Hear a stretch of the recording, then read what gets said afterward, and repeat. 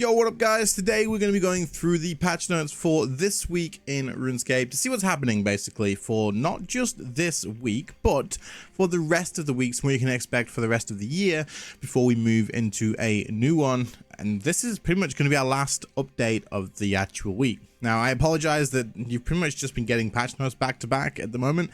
I did have a couple of things pop up and I haven't been able to make content, unfortunately, but we should be back to that as of tomorrow. I hope, fingers crossed, as of tomorrow. I have quite a few videos that I want to do that could be pretty interesting, so do stick around for those. But anyway, let's take a look and see what's happening this week in RuneScape, shall we? It says a shooting star refresh. So let's see. What is that shooting star across the sky? It's the end of the year, and what a year it's been. So the shooting star D&D has had a refresh. It's been updated with new star locations, a revamped reward store, rebalanced mining XP and progress, and various quality of life improvements, all designed to enhance the overall experience. So this is good. This is an old thing getting some love, which is obviously something that a lot of players have asked for a hell of a lot. Starry-eyed adventurers have long tracked mysterious meteorites streaking across the Gielinor skies, racing to their landing zones to gather stardust and meet the Star Sprite in pursuit of cosmic rewards. This refresh retains those beloved core elements while building upon them and addressing some of the less stellar aspects with quality of life improvements, including more variety in star locations, which is always good, rebalanced mining experience, so probably an increase, I suppose, streamlined progress to improve solo and group mining, public and portable telescopes for easier tracking, and ease of access with new teleports. To get started, meet up with Wizard Rosalina, who can be found on the second floor of the Wizard's Tower, researching the shooting stars and the stardust found when you mine them. So you can head there to get into this. You'll still be using telescopes to watch for stars, either your own, the new public telescopes found at Varrock Palace Library, the Observatory, or the Wizard's Tower, or the new portable telescopes, then rushing off before mining to the center of them to meet the Star Sprite, who is looking very snazzy these days. There's been a rework. Guess this, right? Now the difference is the stardust. Now the difference is the stardust you mine is no longer a daily limited resource. It is instead a currency and can be placed in your currency pouch. Okay. You also don't hand it into the sprite, but instead it can be used to teleport straight to Rosalina and purchase rewards from the brand new reward store, which we can see here. Let's take a look at these, shall we? We'll zoom in a little bit.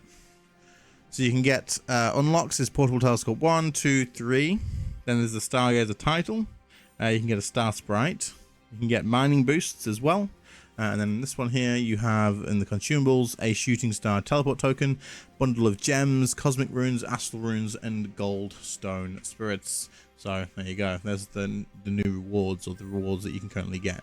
The stars themselves have also gone through an update. First, we have returned the mining level requirement to each layer, along with adding a new, bigger star. A size 10 star will require a mining level of 100 to crack. Damn, those are the new mining stuff. Fair enough. The first layer with each subsequent layer needing a star size 10 times 10 mining levels. If you are early in your mining journey, be sure to call in some seasoned adventurers to help you crack the first few layers so everyone benefits. Okay. So a size 10 star will require a mining level of 100. So it's 10 times the size, yeah? Star size times 10. So if it's size 1, you can do it nice and easy. But if it's the max size, then you're going to need some high-level players. Cool. As mentioned, the Stardust is no longer limited, but instead you will be able to mine up to 3 stars per day. The mining experience and the progress has been rebalanced so that regardless of how many players are involved, you'll be making steady progress and you can still receive a reward from the Star Sprite once per day. They will still give you mining boost, runes, goldstone spirits, and coins as before, but it would be as if you had handed in the max of Stardust. Okay, cool. Once you've gathered up some Stardust, check the new rewards such as your very own Stone Sprite pet. So you can actually get this as your own pet as well. There's the Stargazer title 2. And then there's the portable telescopes to see them from anywhere, which is cool. Nice. This does seem a lot better. It really does. I will check this out for sure. And even permanent unlocks that increase the length of Star Sprite's double ore mining boost all the way up to an hour long.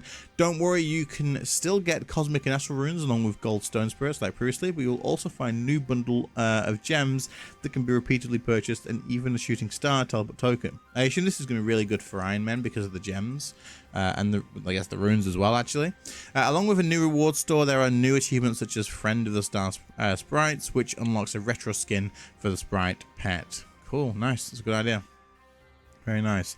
So part of the True Completionist Cave and have a 3-week grace period for you comp players that may be wondering. Check out the patch notes section for a few more quality of life additions as well. Keep watching the stars. This is a really good, I like this. This is awesome to see them going back and taking something that is super old and outdated and making it new and fresh. So hopefully they do. Castle Wars next, maybe? You know, Jagex. I don't know. I'd love Castle Wars to become popular again and actually have a reason to do it, man. I freaking love that place. But there you go. Wrapping up 2024. So, with the festives nipping at our heels, game updates and the weekly news posts will be taking a brief reprieve, whatever. 23rd of December, no update, no news post. 30th of December, no update, no news post. 6th of Jan, no update, but small news post. And then the 13th of Jan, we'll have a regular update, regular news post. Basically, it's a holiday. The Jagex employees deserve to enjoy Christmas with their family as well, guys. So before there's someone in the comments going, what, this company is a joke, no update, no news post, what do you mean? Come on, guys, it's Christmas. They deserve time with their family too. They can't always be working 24/7. It is that time of year. We expect this now. It is normal, right? This is normal. So that's fine, but there won't actually be an update either. So on the Mondays, the game will not reset. It will just continue going. It'll just be regular, no update. Now there's usually people on standby for if there's like big issues in the game, something goes wrong, there's a duplication bug, for example, with billions of gold the Jagex will never address. That will still get like a hot fix. Things will still get like sorted out if it's important like that. But yeah, between now and the 13th, things will be a little lighter as the staff and teams enjoy all their World's Own Christmas holidays, but there may still be some things popping up periodically. We also wanted to shine a little light on some events and ongoings that will continue over the time period. So on Christmas Day, Christmas Village and the Giant Present. The Christmas Village is in full swing and will continue until January 6th. You will be able to engage with all the activities, quests, and surrounding systems during this time, but be sure to get any goals done before midnight on the 5th. Especially get your nice letters in and check with Santa on the 22nd and 29th at the lodge for your chance at a Black Party hat and collect your giant gift between the 25th and 6th. For those of you that don't know, there's a giant present right here next to the Secret Santa, and you can open that on the 25th as well, or any time between the 25th and the 6th. So go on, make sure you get that on those days. January 4th, RuneScape's anniversary. RuneScape will be 24 years old on January 4th. Holy hell, 24 years old. And there will be little celebrations for it happening during January. These will kick off from the 4th and will be outlined in this week in RuneScape on the 6th. Like most 24-year-olds, we aren't going to be too loud this year, and same for the 25th anniversary, but we still wanted to do something to make the occasion. Cool. So it's going to be something happening for that, and we'll find out on January 4th. I assume that's what this is. I don't know. Small news post that was the 6th. I don't know. We'll have to see then. Very interesting. There's some makeshift god plushies available if you guys are interested in those too. You can go and get those. I assume you have to pre-order them. Yep, you have to pre-order them. I'm not sure when they will ship. I don't think it says, but it might say on the actual page probably. Very cool. January 13th is the next upcoming quest. So beneath, so we actually, yeah, I forgot about this. Beneath Skabara's Sands is the first in a trio of quests we're calling the Return to the Desert series. We're kicking off this year, kicking off the year on January 13th. These quests will bring the desert storyline to its finale. Cool. Yeah, I forgot about this. But this is actually something to look forward to for sure. And January 13th. So pretty much like we're getting right back into content, which is super cool to see. Other bits, checking out the snow and the Christmas dinner in January. The snow and Christmas dinner in January. We will continue working on the combat mastery achievements and 110 rune crafting. Updates will aim to have some insights into those projects early in the year.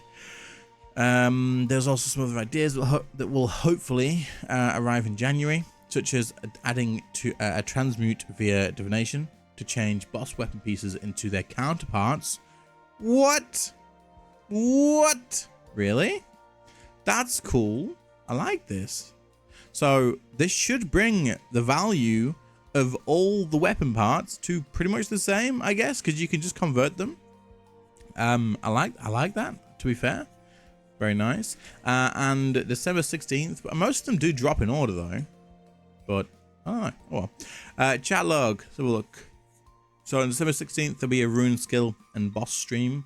And then there's a Christmas parade on December 17th as well. So check those out if you're interested. These are the patch notes. Are these pretty much just listing off tons of stuff about the shooting stars? Yeah, I'm not going to go through all of these. I don't think there's much point. It's going to be what we pretty much talked about. There's going to be some more slight details. So if you want to, you can either pause it here and you can like take a look. Or I'll link this post in the description and you can have a quick scan of these ones here.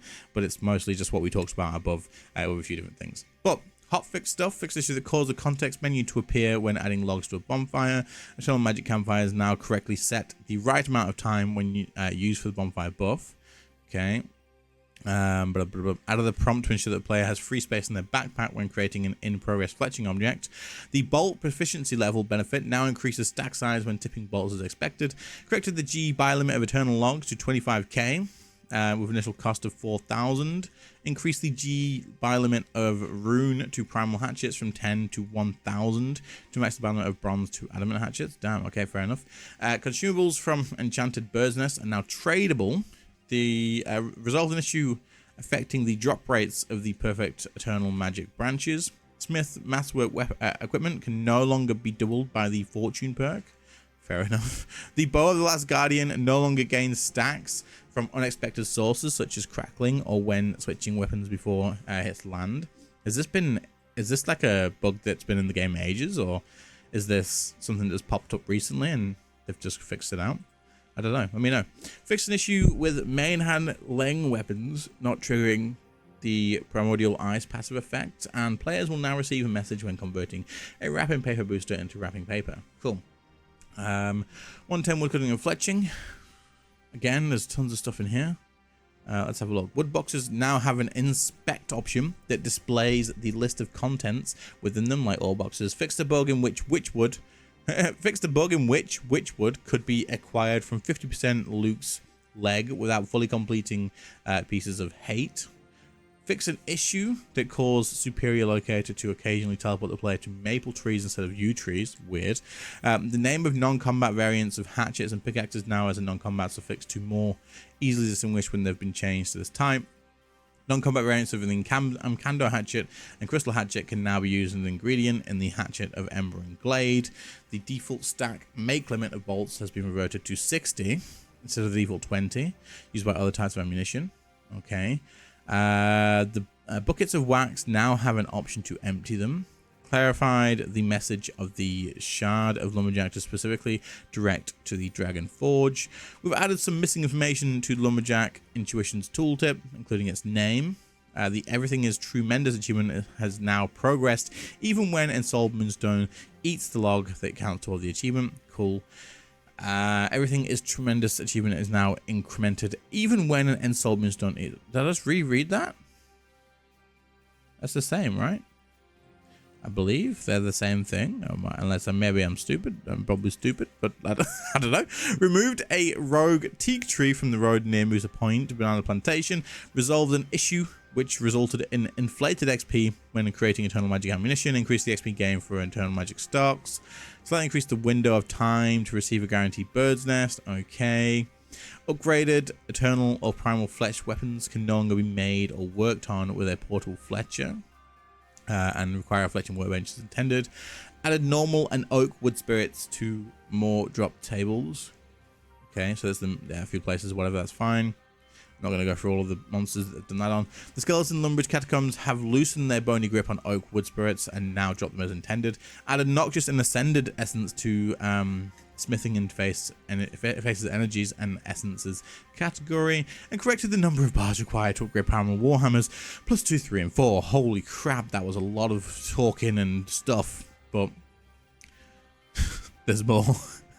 General, Menaphos reputation requirements have been removed from the following quest. Crocodile Tears, Our Man in the North, and Fight Club. The stages in the Christmas Village have been updated to look like reindeer. That's cool. Out of the hungry reindeer and food trough to the Christmas Village, the reindeer can now can be fed unnoted Christmas food in exchange for Christmas spirit. That's all. That's such a cool idea. That's such a cool idea. Christmas food can also be donated to the trough in exchange for Christmas spirit at a lower rate and with no daily cap. That's very cool. People will just drop those. I dropped so many of those recently because of the last years and stuff. Whoops. Players can no longer use portables or challenge gems in Santa's Lodge. Portables, guys, what the frick? Why does everybody do this? Why does everyone do this? Portables can no longer be placed on holiday decorations. Peppermint outfit is now unlocked in the wardrobe for players who receive or have received the outfit pieces from Santa's Lodge. The following monsters have had the Slayer experience reduced. RIP to all those monsters there. Sign of the Porter can now be noted. Okay, that's cool, actually, really cool. Elves and Prif will now correctly reset their debuffs on defeat, allowing Group Iron Man players to obtain loot if they deal 100% of the damage without outside assistance. World First broadcasts will no longer show up multiple times in chat. That's crazy. Holy hell. The examine text for the Evil Tree will now show if competitive Group Iron Man will receive rewards upon completion. Head icons for the attraction and observant hosts are once again visible. Map icons have been added to the variety of directions and diversions. Okay, cool. Let's just have a look and see if there's actually anything. The following items can now be stored inside the Group Iron Man storage. Siege Parts, Blood Fury, Ascension Signets, Pernix Quiver, Blessed Flask, Magic Butterfly Net, Saryu's Claw, Philosopher's Spines, Equipment Separators. There's a few things, basically. Doing some changes for Group Iron Man storage to make it a little bit better, probably. And a variety of extra hatchets and pickaxes can now be added to Group Iron Man storage. More Group Iron Man stuff. Creative Elves can be stored in there now. It's possible to report. It's now possible to report offensive clan or Group Iron Man group names via the report interface. Okay, I guess you couldn't have reported them in the past. Fix an issue with action bar lock toggle, which made the action bar toggle change on relog. All right. Okay, Treasure Hunter calendar. We're gonna get a walk thing with an aura, looks like. And we're gonna get new win. They're putting the pink Santa in it. Of course they are. This year the Grotto comes jam-packed with new prizes, including new Aurora Trail Aura Override. Aurora Trail Aura Override. These names are getting crazy. New winter sports outfit and Aurora dye and pink Santa hat. There you go. So the Aurora dye and the pink Santa hat are going to Treasure Hunting. Rip to the price of those. Community showcase. This is badass. This is insane. This is insane. You guys, the artists in this community, I say it every single week, are insane. So anyone who does art, how long does this take to do? Like, when you sit down to do something like this, how long are you spending on this? Genuinely, like, I'm curious because this is insane. It's so good. And there's some cool screenshots, and that's it. Right, we're done, guys. This was a bit of a drag, a little bit. The patch notes was a little bit of a drag, but there we go. We got it all covered. There's some really cool stuff in here. Shooting Star is epic, and of course, we're not going to see anything now until the new year. But we are looking forward to the big present, and we have the new quest as well coming on the January 13th. Let me know what you think in the comments. Other than that, guys, I'll be back to making content very soon. Tomorrow, today, I hope we can get something done. But otherwise, I'll catch you on the next one. Thanks for bearing with. See you later, guys. Bye.